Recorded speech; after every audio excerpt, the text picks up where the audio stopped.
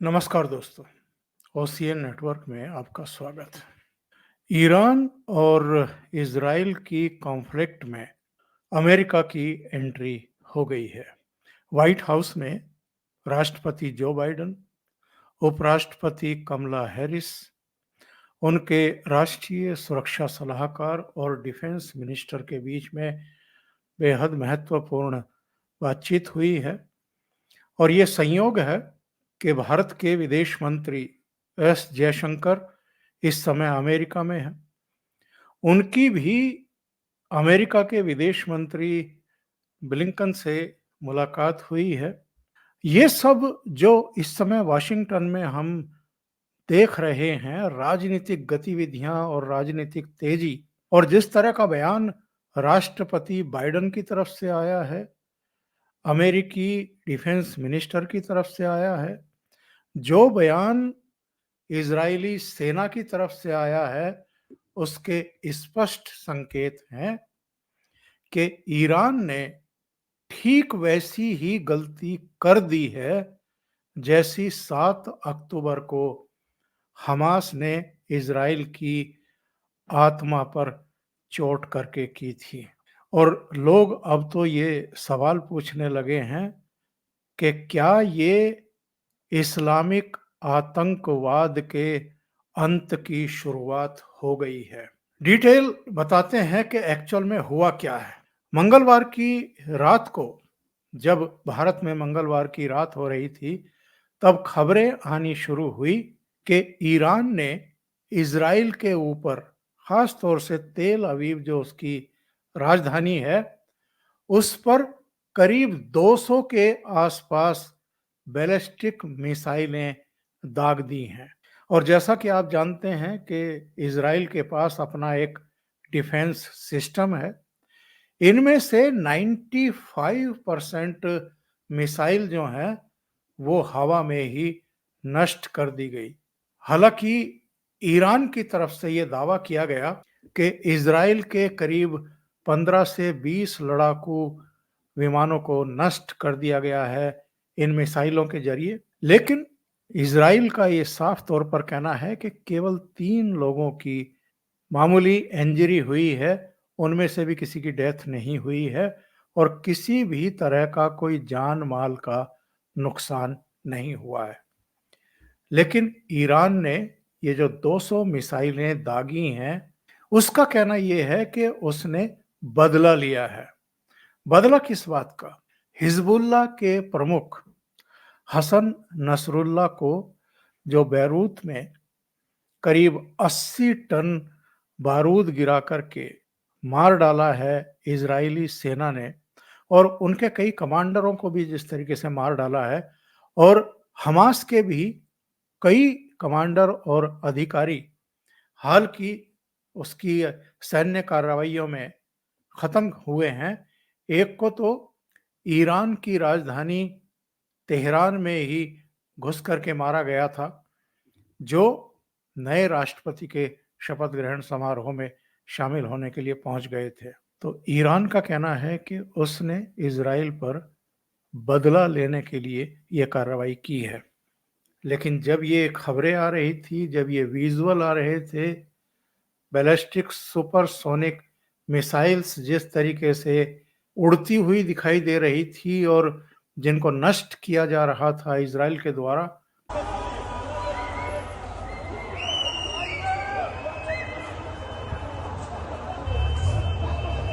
ये पूरी दुनिया में टेलीविजन स्क्रीन पर लोगों ने देखे हैं। Okay, guys, we got to get off the roof. These are coming down right next to us here. They're coming down. One just about. We got to go inside. इसको लेकर के तमाम तरह की चर्चाएं भी शुरू हो गई।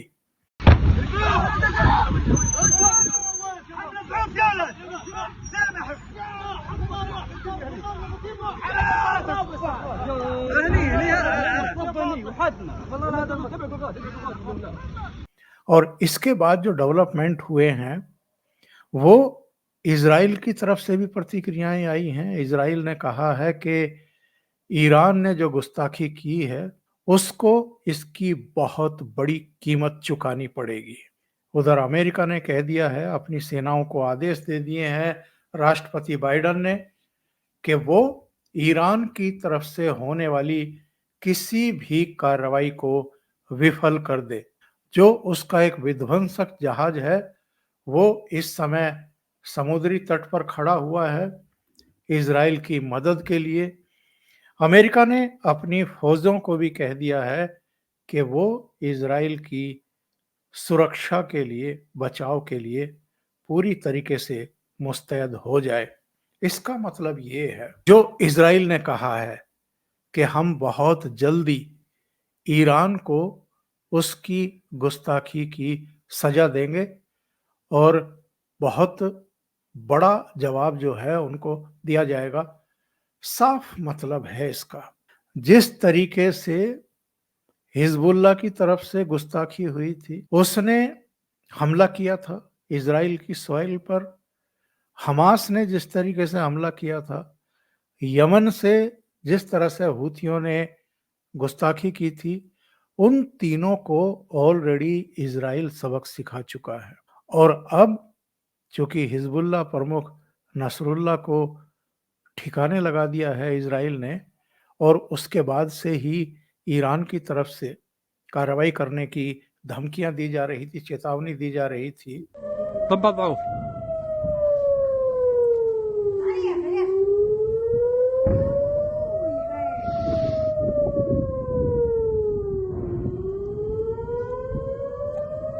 तो इजराइल भी अब पूरी तरीके से कमर कस करके तैयार है। जो रक्षा विशेषज्ञ हैं उनका कहना ये है कि ईरान की ये मजबूरी बन गई थी कि नसरुल्लाह के मारे जाने के बाद वो कुछ ऐसा करे ताकि जो इजराइल विरोधी ताकतें हैं, जो सेंटीमेंट है ईरान के भीतर भी और ईरान के बाहर भी, वो उसको एड्रेस कर सके, उसको संबोधित कर सके। बहुत सारे रक्षा विशेषज्ञ ऐसे भी हैं जिनका ये कहना है कि ईरान की भले ही ये मजबूरी रही हो मिसाइल वगैरह दागना या इजराइल पर अटैक करना, जिसकी एक और कदम की उम्मीद की जा रही थी जो अभी नहीं किया है ईरान ने, कि अपने परमाणु अस्त्रों का भी इस्तेमाल करना। तो वो तो अभी नहीं किया है ईरान ने, और ईरान की आसानी से ये हिम्मत भी नहीं होगी, क्योंकि उसको पता है कि उसने अगर ऐसा कर दिया तो फिर सीधे अमेरिका का प्रहार उसको झेलना पड़ेगा और बहुत बड़ी कीमत चुकानी पड़ सकती है। वैसे तो बहुत सारे रक्षा विशेषज्ञों का ये कहना है कि इजराइल पर जिस तरीके से ईरान ने ये बैलिस्टिक मिसाइलें झोंकी हैं, हमला किया है, इसके प्रत्युत्तर में ही अब इजराइल की तरफ से इतना बड़ा अटैक ईरान पर होने वाला है कि वो हिल जाएगा। जो उसके ईंधन के भंडार हैं, जो उसके रक्षा सुरक्षा केंद्र हैं, वहां पर इजराइल निशाना साध सकता है और बहुत जल्दी इसका जवाब दे सकता है। विद इन 24 आवर्स भी दे सकता है, 36 से 48 घंटे भी ले सकता है, लेकिन इजराइल की तरफ से जवाब दिया जाएगा और इसमें अमेरिकी सेना भी शामिल हो सकती हैं। अगर ये चीजें, ये जो ट्रिगर है ये दब गया और ईरान की तरफ से भी फिर उसके बाद कोई कार्रवाई की गई, प्रत्युत्तर दिया गया, तो बहुत सारे लोगों का ये मानना है कि ये तीसरे विश्व युद्ध की शुरुआत हो सकती है। 2 दिन पहले ही नसरुल्लाह के मारे जाने के तुरंत बाद रूस के प्रधानमंत्री तेहरान पहुंचे थे और तेहरान पहुंचने के बाद उन्होंने वहां पर उच्च स्तरीय बैठक की है। लेकिन नसरुल्लाह के मारे जाने के बाद एक घटना और हुई थी, और वो ये हुई थी कि जो ईरान के सर्वोच्च धार्मिक नेता हैं खमैनी, वो कहीं अंडरग्राउंड हो गए हैं।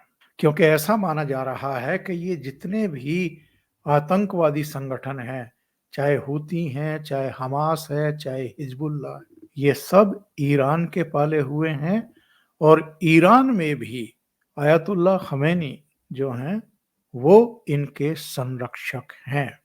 जो हिजबुल्लाह प्रमुख नसरुल्लाह मारे गए हैं वो भी खमैनी के बहुत करीबी और विश्वास पात्र माने जाते थे। एक तरीके से नसरुल्लाह को मारने और उनके कुछ कमांडरों को मार देने के बाद हिजबुल्लाह की ठीक वैसे ही कमर टूट चुकी है जैसे 2006-7 में और 1982 में भी इसकी कमर तोड़ दी गई थी।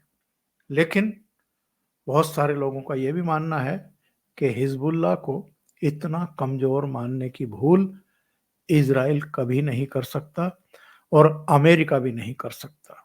तो अब देखना ये होगा कि अगले कुछ दिनों में ये जो कार्रवाई की है इजराइल पर हमले की ईरान ने, ईरान को इसकी कितनी बड़ी कीमत चुकानी पड़ती है और ईरान उसके बाद क्या स्टेप लेता है। क्या वो आगे बढ़ कर के उसका जवाब देगा? अगर देगा तो फिर ये बहुत आगे तक जाएगी और बहुत सारे रक्षा विशेषज्ञों का ये मानना है कि ईरान ने बहुत बड़ी एक्चुअल में गलती कर दी है। अपने विनाश को उसने दावत दे दी है। इसी मौके की तलाश में इजराइल भी था और कहीं ना कहीं अमेरिका भी था। अभी के लिए इतना ही। बहुत बहुत धन्यवाद। अगर आपको ये चैनल और इसके कंटेंट पसंद आ रहे हैं तो लाइक करें, कमेंट करें, वीडियो को शेयर भी करें। अभी तक अगर आपने ये चैनल सब्सक्राइब नहीं किया है तो सब्सक्राइब कर लें और साथ में लगे बेल आइकॉन को दबा दें ताकि आगे आने वाले वीडियो और उनके नोटिफिकेशन आप तक पहुंचते रहें। बहुत बहुत धन्यवाद। नमस्कार।